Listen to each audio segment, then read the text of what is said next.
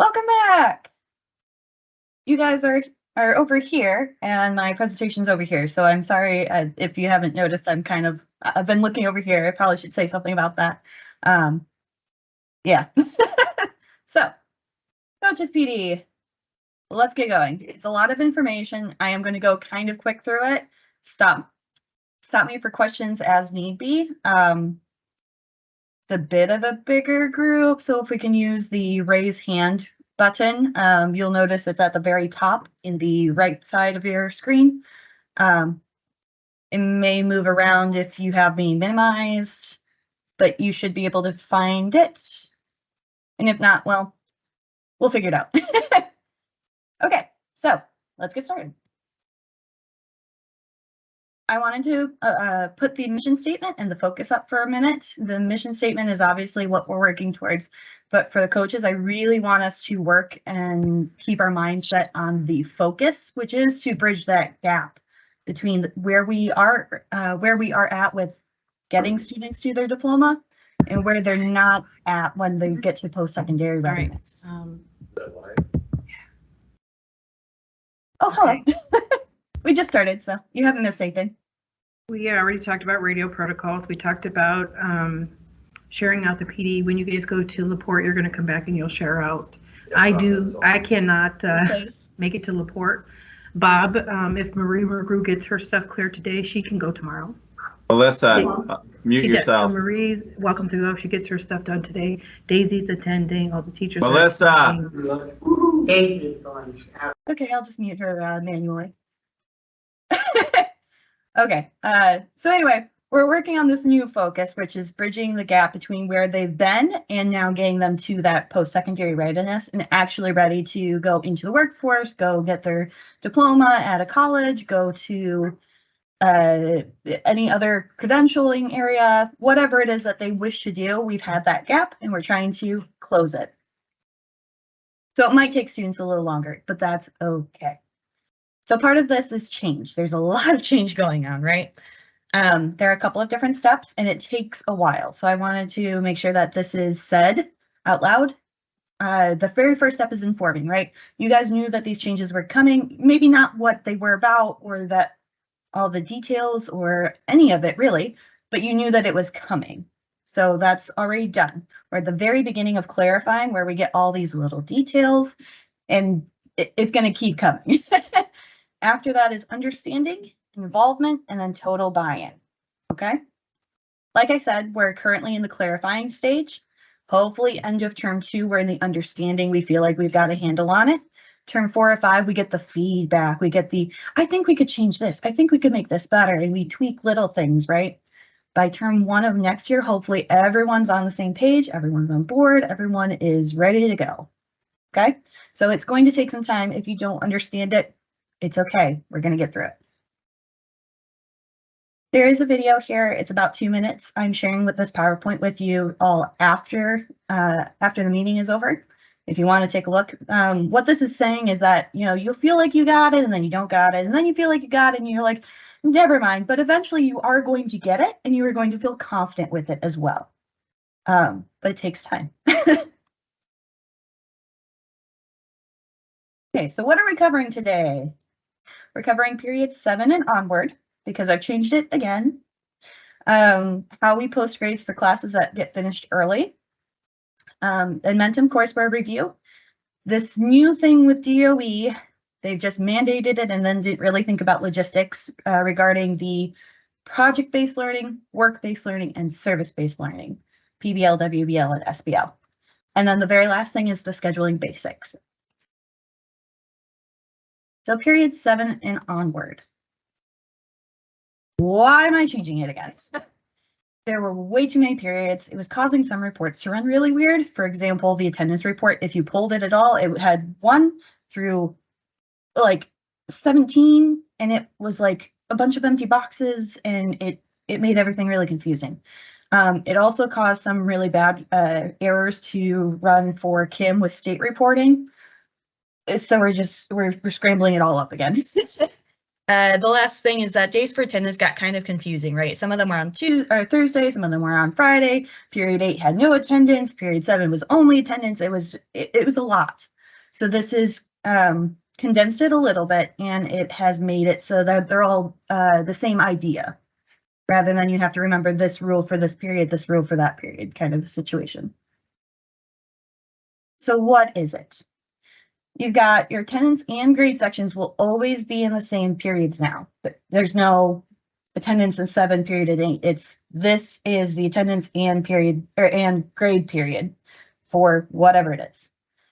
As my easiest example is Edmentum courseware. That will now have the attendance called Plato and the grade of whatever it is. If it's US history, it's going to be UHST, right? And then all attendance is taken on Fridays for any non-Monday through Thursday classes, rather than Thursday, Friday, who knows what days. So we've got period 7 as Edmentum courseware, period 8 as independent study, IS. We're also throwing in jail and other classes that don't fit into our terms here. If we have like a community center, it'll probably be something like COMM for the attendance part, and then the credits will still be whatever the credits are. Okay. Okay. Dual credit and certification will be a 9. Any tests. So the DOE defines a positive attendance as academic engagement, and that's all they give. It's really, really vague, and we're allowed to use these testing days as positive attendance. So, for example, ASVAB, that's what a lot of our students have been taking if they took tests rather than certifications, rather than dual credits. If they take ASVAB and they miss class, we can't count them present during class, but now we can count them as present during this test window. The other thing is the PBL, WBL, and SBL that I was talking about will be included here. It didn't really have a good spot to go, so 10 made the most sense, and I'll explain more about that later, so don't worry about it yet. Periods 11 and 12 are just Monday, Wednesday, and Tuesday and Thursday only, and that's if we use them. I might get rid of them entirely next year. We'll see how it goes if they get used at all. Okay, how are we hanging so far? Because I know that's a lot.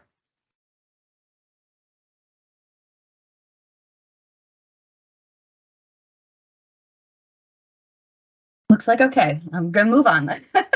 Ask questions as need be. Hey, Sam, real quick, at the end of this presentation, can you email this information to us?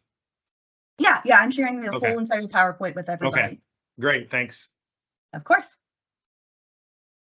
Okay, so let's look at some examples just so that we've got the clarity of what they are, right? Courseware, obviously one that we use a lot. Sid takes US History A in courseware, and then he passes it the next term. So the first term, you're going to put him in Plato in period 7 for attendance only. They're going to stay in the attendance section only until they are finished. Once they are finished, then you put them in the credit part. The reasoning for this is now we don't have to post I's consistently. It's just now they've earned the grade. They've been working on it, right? That's the attendance part, but now they have the grade. Okay. Okay. So yes, the very first let's say term 1. Term 1 is Plato. Term 2 will be Plato, and then when he's finished, US History A. Next example, Harold takes math foundations at the local jail. It runs Monday and Wednesday for 3 weeks. That's the key part, is that it's 3 weeks. It does not fall into our terms. So you schedule in period 8 jail for attendance, and then once finished, you schedule them in period 8 math foundations for the grade.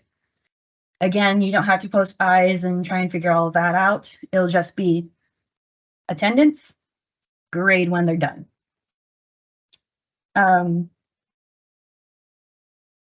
Example 3, Helga takes welding for her certification, and then she finishes in 3 terms.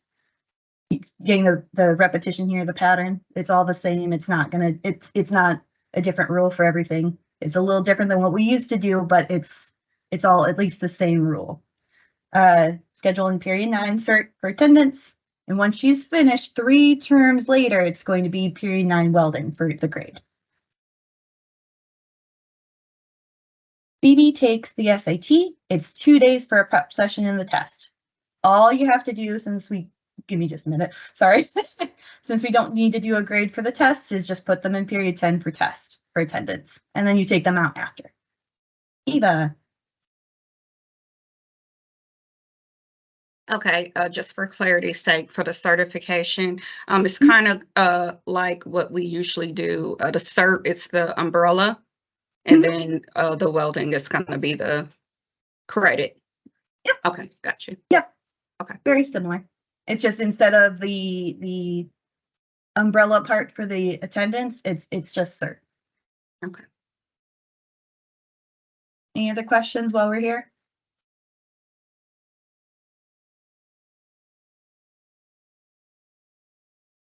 Okay, I'm going to move on then. So like I said, in all but the SAT example, you're going to post the grades early, right? So you notify me when they are done, we'll get the grade posted because we do not want those buckets to disappear. I know I'm a record on repeat on this, but it's really, really important, right? This is how we make sure that the grades actually get to their transcripts. So how do we post grades for classes that finished early? It's really a not so new process. If you've ever had an early graduate, it's the exact same process. It's just instead of us applying this to one very specific scenario, we're applying it to a few. Okay. So the student finishes before the end of the term. Courseware is a beautiful example of this, right? They finish whenever they feel like it. So they finish early. The coach puts the student in whatever the grade bearing section is. For the US history example, congrats, it's US history A. You guys will notify me that this has been done. I'll make the buckets and notify the teacher or the coach, depending on what kind of a thing it is, whoever is posting the grade for the class, whoever is responsible for the grade book. I'll say, hey, you're good to post. They post, they tell me. I say, thumbs up at posted, let's get them out, or thumbs down, please repost. Once I get the thumbs up, and I will notify you guys and say, hey, they're all set. You can add an end date. Then you add an end date for the grade bearing section always. The very, very last point of that, if you can see 7B, is if they are continuing, right? So if they did US History A, now they're in US History B, you're not going to take them out of that attendance piece. You just leave it blank as the end date. Okay? Okay. So I do want to talk about buckets because I thought of another way to explain it that hopefully makes more sense. I'm really trying because it's such an abstract idea and it is so difficult to talk about and figure out. So I have 3 different examples here, right? The very first one doesn't have an end date, the second one does, and the last one doesn't. This is 1 week before the term is over. I've gone through the lists I have and I'm like, yeah, guys, it looks great. I'm making buckets, so we can post grades. We're good. Woo! I make the buckets. And the second one doesn't show up on my report, by the way, because it has an end date in it. So, I go to make the buckets and he goes, bloop, buckets are made. Guys, post your grades. The teacher of the class says, where's the bucket? It just never made because the synergy says, oh, there's an end date. I don't need a bucket there. Okay. So further down the line, we're talking about the day before the term is over. I've gotten oh, I forgot to add them to this class. Or, oh, I noticed that my end date was in there and the bucket was never made. Or, well, you get the idea. There's a couple of other scenarios that I'm not thinking of, I'm sure. But we're the day before the term is over. Our coaches have decided that they are going to put in all their end dates while they're at it. They put in the end dates. The very first one has a B- as the grade. They're set, right? Very last one, the student hasn't finished or the teacher just hasn't posted the grade. These things happen, but because somebody else needs a bucket made, I go to make the buckets. Bloop. The buckets disappeared. Synergy said, oh, there's an end date. I don't need that bucket, and throws it away. And the teacher goes, where'd the bucket go? Right. So when the bucket isn't there and the teacher is trying to post a grade, that's when we get the grade record not found in Synergy error. Okay, how are we doing? Am I doing better at explaining this super abstract idea? Okay, awesome.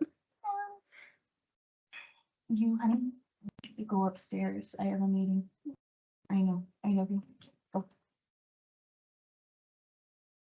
She starts school on the 16th. I can't wait. Okay, so Momentum courseware, we made some changes. This is just the review. Hopefully the change of, okay, last year we were trying to get the idea while also finishing up in this big break over summer where we get to forget a bunch of things and have to get back into the groove of things. Hopefully those two things will make going into it a little bit easier. Give me a minute, please.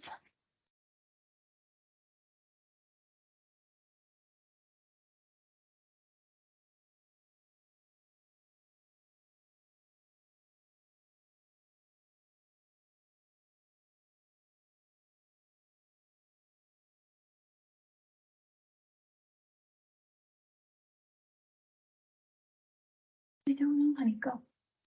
Okay. Sorry. Yes, I will tell you, go. 6. Are we good? We've lost a few. Hopefully we're okay. Okay. I'm just gonna keep going. So this review, our courseware or Play-Doh. I'm trying to push courseware, like the verbiage of courseware, because Play-Doh isn't actually on there anywhere anymore. It used to be called Play-Doh, like it had the words Play-Doh in the software. Now it doesn't. It's just Edmentum courseware, and I can't say Edmentum because now we have Edmentum exact path for our testing. So courseware is what I'm going for. So if you hear me say courseware, that's what I'm talking about. So courseware. The end of semester tests will be opening up on Monday for any students that are still in the old system, right? They must be completed by October 4th, which is the very last day of term 1, or they're going to have to start completely over in the new set of courses. There are some examples, right? There are crazy, not common at all type of scenarios where a student has been working on it very diligently, has taken 8 hours plus for every single activity, and they've been working on it. They're just really slow, our very perfectionist types. Then we can talk about maybe adding them, not adding, but rolling over their progress to this new section. So they'll still be moved, but they're not going to lose all of their progress because they are working diligently, right? Another crazy scenario is a student randomly goes into a coma and doesn't wake up until, later than October 4th or even like a week before. It's not that we're not forgiving, like we can work with it. We just need to talk about it. And we just need to reserve these for those crazy scenarios that could happen. Other than those, October 4th, that's the deadline. Okay. For our new students who are starting on August 14th, or if they are not new, but they're just starting a new course in Play-Doh, they will be in the new set of courses. When you are in courseware, and I'll show you this in a minute, but when they are in courseware, or when you are in courseware and you're trying to figure out where they need to go, right now it's just Elkhart, South Bend, Gary, Hammond, right? There will be a new set underneath with your school that says your school 2023-24. So South Bend will be South Bend 2023-24. For this first term, you will see South Bend 2023-24, right? You'll see 2 different ones. all of your new students, that 2023-24, all of your old students, the one without the numbers. Okay? Once October 4th hits, I will give it about a week, and then I am completely archiving that those programs. They will not exist for you anymore. It's not deleting them. If we need to go back and look at something, right? Grade got missed. We can go back. I can open it up and still look at it. We just aren't using it anymore. Does that make sense? Awesome. So the new set of courses that start next Monday, right? All of those courses that are available to you are laid out in the catalog, the TEC. The changes to the content approved by subject only from Excel exchanges, those are going to be already implemented, all ready to go. You don't need to do a thing. There are no more discussions, projects, activities, any of the graded things. Those are all gone. Don't have to worry about them. The 70%, 30% is being implemented because of how it works, because of what's left in the courses. That 70% is split up between the post tests and the end of semester test.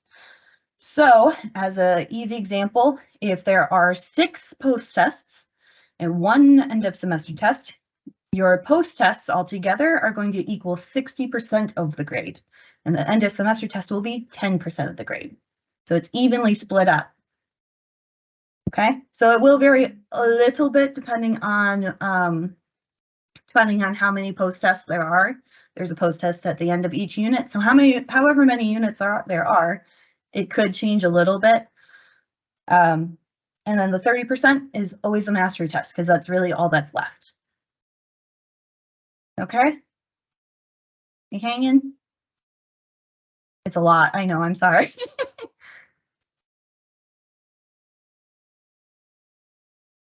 Here we go. Any questions so far?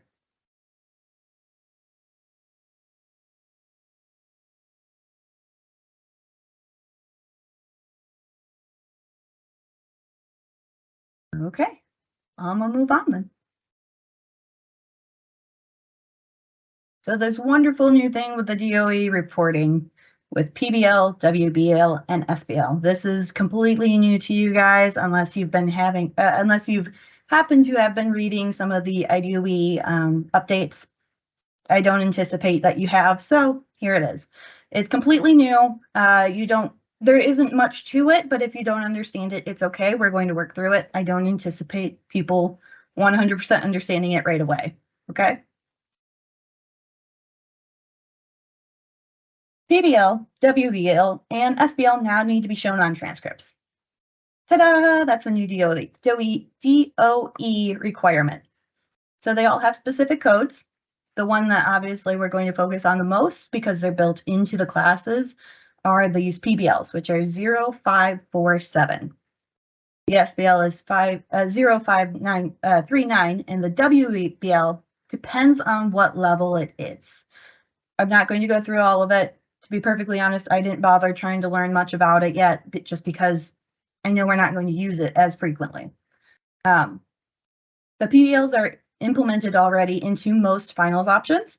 So you're going to have to internally figure out how your school wants to communicate that with your teachers, right? If they start a PBL in, well, let's just keep using history. If they start a PBL in their US history class, that teacher somehow has to tell you that that student is doing a PBL.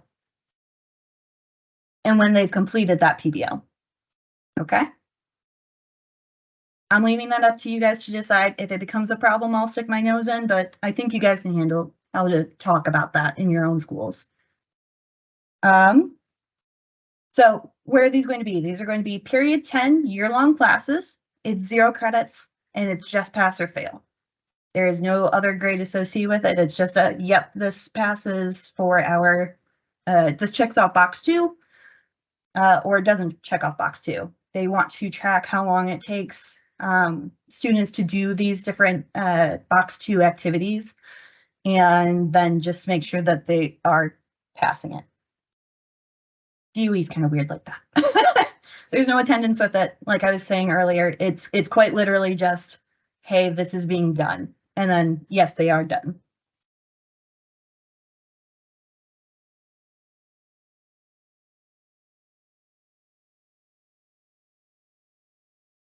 all of these different codes are in the DOE course catalog. So if you want to go take a look, you can. Most of them look pretty much like this. The most important part is this part where it's got the credits. It can stretch over multiple semesters. If it takes a student longer than one term to finish up this presentation in their class, fantastic. They don't have to stop. They can continue working on it until they are done. The PBL, WBL, SBL doesn't matter. It's as soon as they are done, pass. That's it. Yeah. Sorry, Mike, that's you. Okay, yeah. So are you envisioning this primarily for senior SEM? Like, are they not taking grades anymore in senior SEM? Is just basically just going to be a completely separate? Completely separate. Okay. It's its own thing. Yes, most of our students will still do their PBL and senior seminar, or at least I envision that as being the scenario. But because there are project-based learning activities as most finals, you could start implementing them earlier, right? If you want. Okay. Okay. Still need all the paperwork and the final presentation with community members, like those are still part of PBL. But if you want to do that starting for every final, go for it. That's up to the schools though.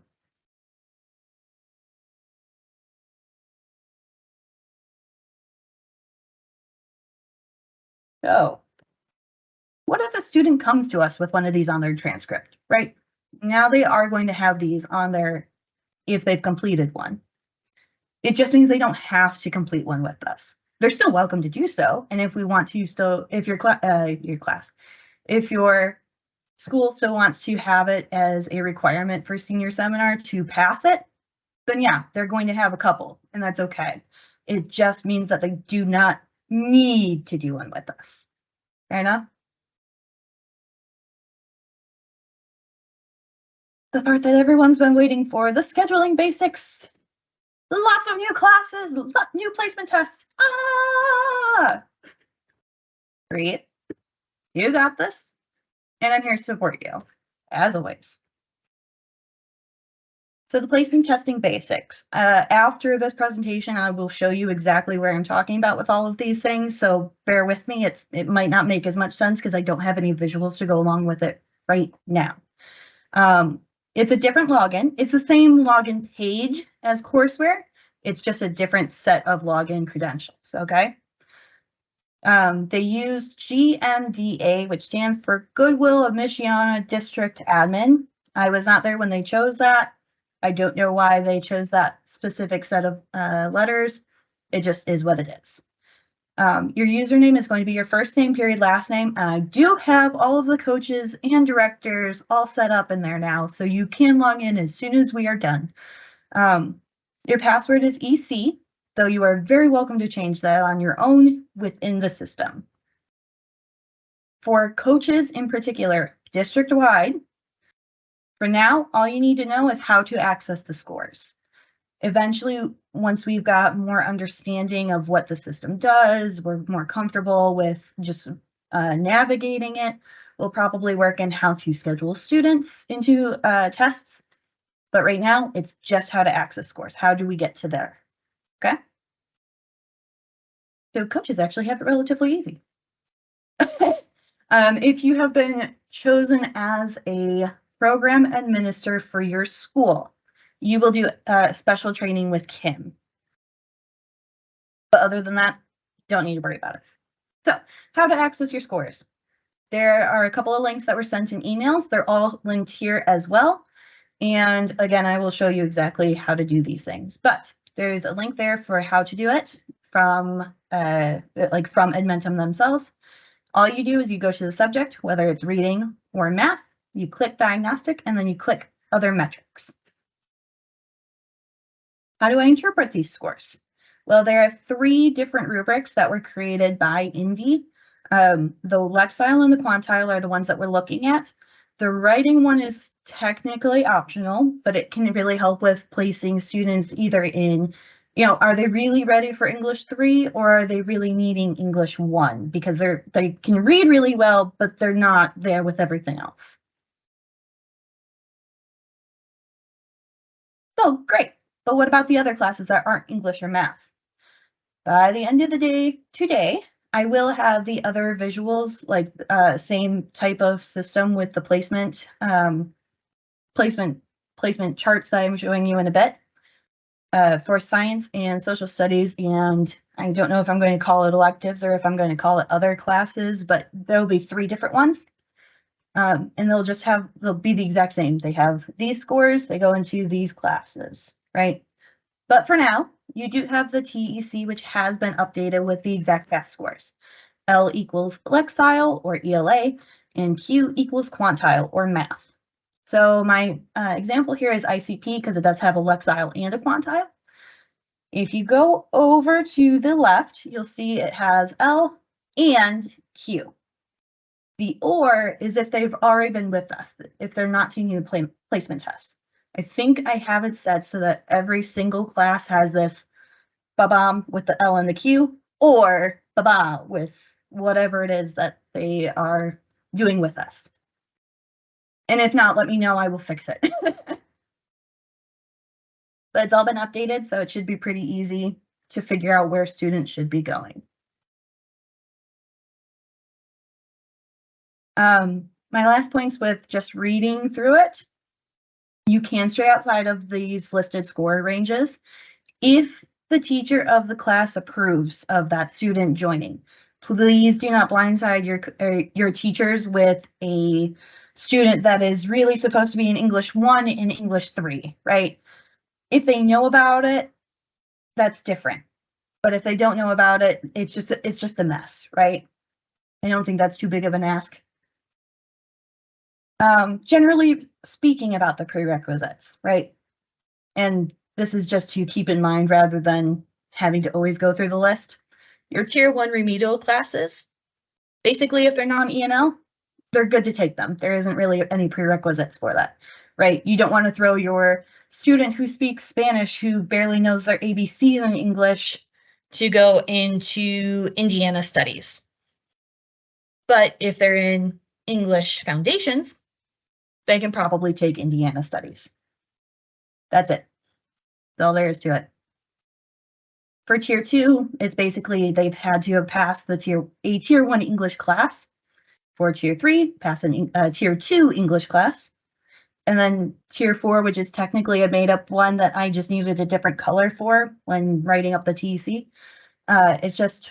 It's about their last few terms, and they've passed a tier 3 English. They need that better comprehension.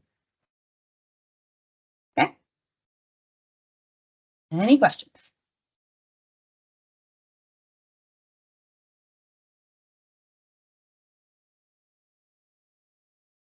Courtney, you think you look like you're thinking hard. Well, I'm just trying to figure out, like, with the English immersion, would that include our E&L students? Yeah. Okay. Sorry, I probably should have said that. Yes, English immersion is technically with E&L. It just has a different title now. Okay. Now, can non-E&L students who are like BR, like 0, be in that as well? Yep.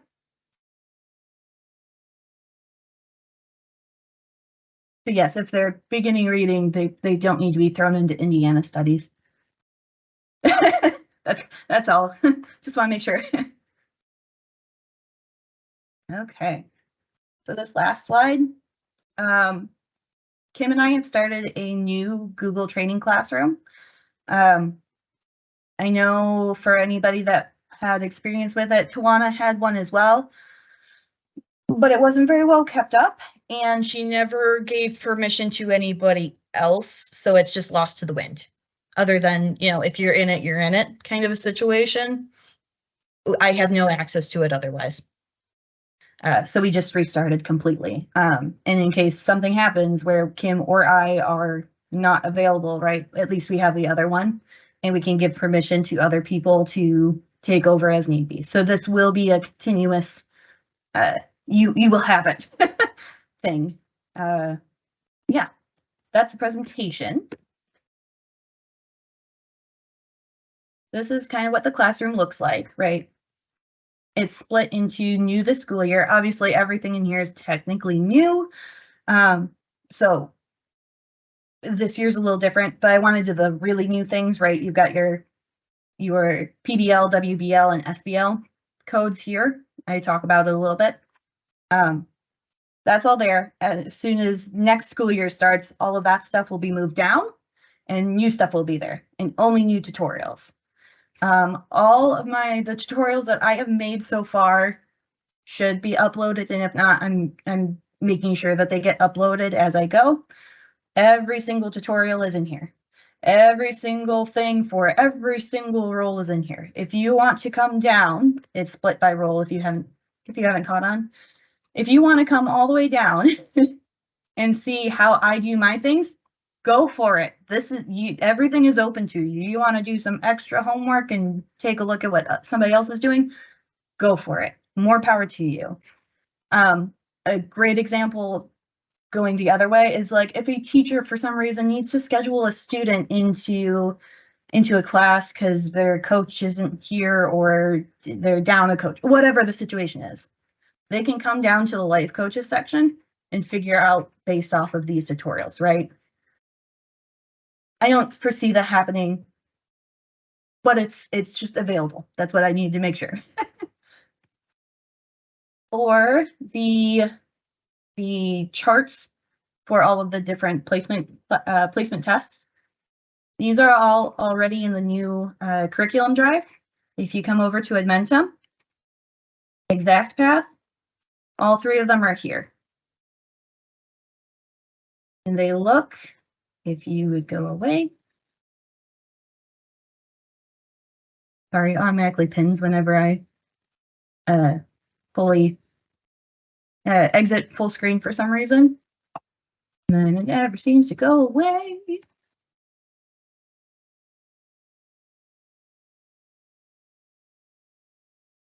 I'll just open it up. So the writing is the optional one, right? It doesn't have any scores, but it does show what the student should understand or should be showing in their work. The other important thing is this doesn't actually have any prompt. They can write about whatever. Your school can figure out what you want them to write about. You can use the old stuff if you want. That's the beauty of this one. But this is what they need to be showing. This should be, if you utilize it, should be graded by a teacher, specifically an English teacher. The math one and the reading one looks very similar. Has the score range and then the placement. For coaches, that's nice and easy. If you start looking into like, okay, should they go in Algebra 1A? Should they go in Algebra 1B? Maybe they've got a 1048, right? They're on that cusp and you're like, I really want them to be able to do Algebra 1B. That's when you can go to the teacher and say, do they know these kinds of things? Are they showing these examples? And then you and the teacher can talk about whether they can go into Algebra 1B or if they really should be in Algebra 1A. These extra pieces are just to differentiate between where they need to be skill-wise, rather than just a score. Yes. So is there any way to see that on Exact Path, like see that they know how to solve linear equations and inequalities to differentiate like what skills they need? Yes. Okay. We might get a little advanced then today instead of just looking at the scores. I'll show you where the scores are, and then if everybody's still hanging, we'll go into more specific data on that. Okay. Fair enough. Awesome. Okay. And then your 1201 quantile and over is your geometry and algebra 2. The reading has a similar rubric. It has a maximum, and then it's no students can go into ELA 4. That's a super advanced, like about to go into college level classes English. So we've just as a network said no going into ELA 4 just off the block. They need to experience some classes with us first. get some understanding under their belt. I do not care how fantastic their Lexile score is. They need to have some experience with us before they start that. It's a lot. It is a lot. Okay. So what does Edmentum now look like? Edmentum, you go to the login page. If you are logging into courseware, it's the credentials that you already have, right? Looks the same. You've got your courseware up here. If you have the two different ones, it's going to look like this. I'll open them up as soon as I'm done with setting all of them up, and you guys can schedule as need be. Yep. Okay, quick question regarding the ELA. You're talking about new students coming in because, we have our other students who actually have spent time with us, and those students would be able to try to correct. Okay. Yep. Okay. Yep. It's just new students that can't go into ELA 4. ELA 3 is like the, hey, let's try this out type of class. And then if they are needing the English credits, first of all, and if they are ready for it, then they can do the ELA 4. Okay. I know that Indy does not have a ton that do ELA 4 ever, so we will see how many times we run it anyway, right? Most of our students come in with 1 or 2 English credits already. We shall see. So you sign into courseware just as you normally do. It's all the same. When you sign into ExactPath, same login screen, but it's going to bring you somewhere else. When you guys all log in, you will be taken here. This is your login page. This is what it looks like. For right now, all that you guys need to do is math and reading. The language arts is for our own internal trying to see this progression over time that we're hoping to see. It's data collecting. You guys don't need to worry about that for scores. So let's look at math. Math, you go to diagnostics and other metrics. You can look by your instructor. Your instructor, in this case, is your OM. So as an example, I will use, I know Lori had 1 student at least. So they show up here. Here's the quantiles. Okay. If there are a couple of different classes, the terms, this is how we've just chosen to set it up. You'll have to go in between the terms. So all of your students from term 1 will be in one class. All of your students that come in for term 2 will be a different class. And that's it for you guys for now. This is all you definitely need to know about, is how to get to these scores. Reading, same thing. Diagnostics, other metrics. Lexile. If you've got a different OM, different thing. Yeah, Mike? So language arts, they do not need to take during placement testing? No, they do need to take, okay, because we want that data where Chris is doing. Oh, in case you don't know, Chris wants us to do placement testing, or not placement testing. He wants to do testing for all of our students, regardless of new or former or old or whatever word you want to use, 3 times a year. If a student comes in during the second testing window, they're just going to take the second and the third. They won't take all 3. But that's how it works. So we're looking at this data. We're going to try and see if this growth over time, fingers crossed. And if not, we're going to look at why these things are happening. Is it just math that's not working? Is it math at a specific school that isn't working? Is it how the test is set up? Is it how we are teaching? Is this score not going up because of this, or is it not going up because of this? And we'll get into that, but that's a later thing. Don't worry about that now. Okay, are we hanging in okay? Okay, Courtney, for your benefit of wanting to see this extra stuff, I'll go into it quickly.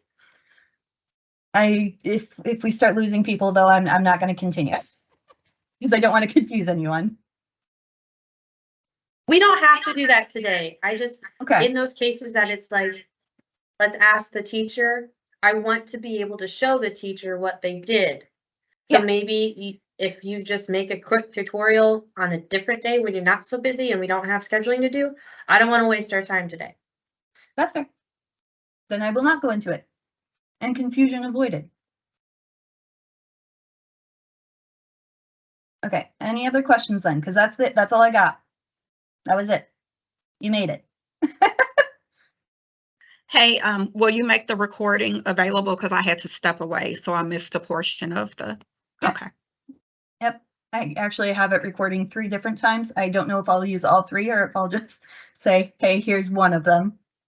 But yes, Okay. the recordings will be sent out. Okay. Thank you. Of course.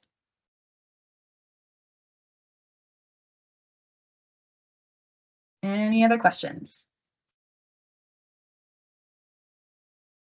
Sam, if you can stick around for just like 30 seconds afterwards, I have a question I don't want to bother everybody with. Okay, fair enough. Mike, probably everybody's having the same question though, honestly.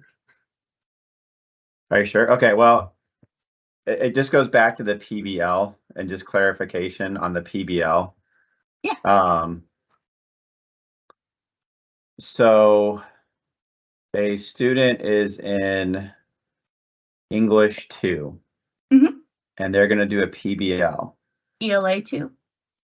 Whatever, yeah. Use the new stuff because you're going to. Close enough, yeah. So if they're doing a PBL in that class, the teacher needs to let the coach know right away. Mm-hmm. And then Stephen is working on it. Okay, and that is the only grade they get entered for that entire class? Nope, completely separate. So they'll still have the ELA 2 grade, but they'll have another section that's just pass or fail. And I'm going to just keep it under the coach. So as soon as the teacher says, hey, they are good, coach is going to post that. We're not going to deal with individual teachers doing their own thing. It's just quite literally, here's a section that says that the student has done this. We don't need the specifics on what class, any of that for the transcript. So we're not going to deal with it. Okay, and then so like I said, I didn't want to get too far in the weeds, but so like the final grade for that class, how would that be determined? For ELA 2 or for the PBL? Yes. So they're doing that PBL for the English for the ELA 2 credit. Yes. So where does that that would still be their final because that's the final project, right? That's one of the okayed finals to use. So that whatever the actual grade is will go in as a final grade. The PBL, completely separate, will just have a pass. It doesn't have to have a passed by the skin of their teeth 60%. It's just, yep, they're good. Gotcha. Is that good? Makes sense? It's good. It makes sense. I just hope I can remember that. It's like I said, this is just DOE said that we're doing this and didn't really think about logistics. It's been a hot topic of conversation for all of the state reporting stuff. I've sat in multiple meetings where we had hours of conversation going about this very specific subject for their purposes. That right, there's a bit more with state reporting intensive stuff, but even on as going all the way down to where you guys are, it's still quite convoluted and there's a couple of different ways to go about it, but this is by far the easiest from everything that I have heard and witnessed in all of these different meetings.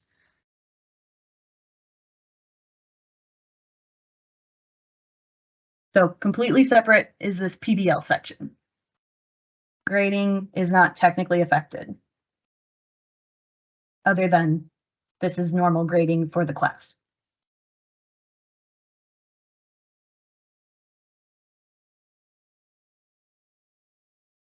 They could also do it outside of a class. That's the beauty of this. If they don't actually pass it. They might not get the credits for ELA 2 because they didn't pass a class, but they can still work and continue on their presentation, perfect it, get it passed, and then they get the thumbs up, they get the passing grade, the pass for their transcript. Completely separate.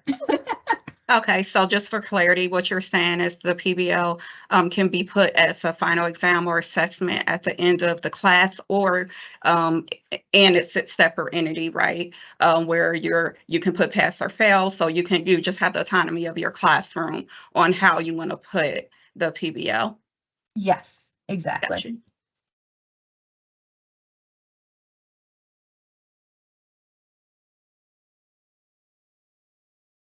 And so teachers can indicate that, like, say, week 6. I mean, they don't Yeah. have, okay, yeah, they don't have to like choose that like at early on. Okay. Nope. And if they're opting in to do like, hey, students can choose whether they want to do a presentation or if they want to do a multiple choice test. Fantastic. They still can choose. And if they choose the project and it meets the other requirements with the bringing in community members and having whatever the certain paperwork is, then fantastic. They are the ones that get the PBL. It will not be everyone in that class. That's why it's separate. Any other questions? They're all very good questions, by the way.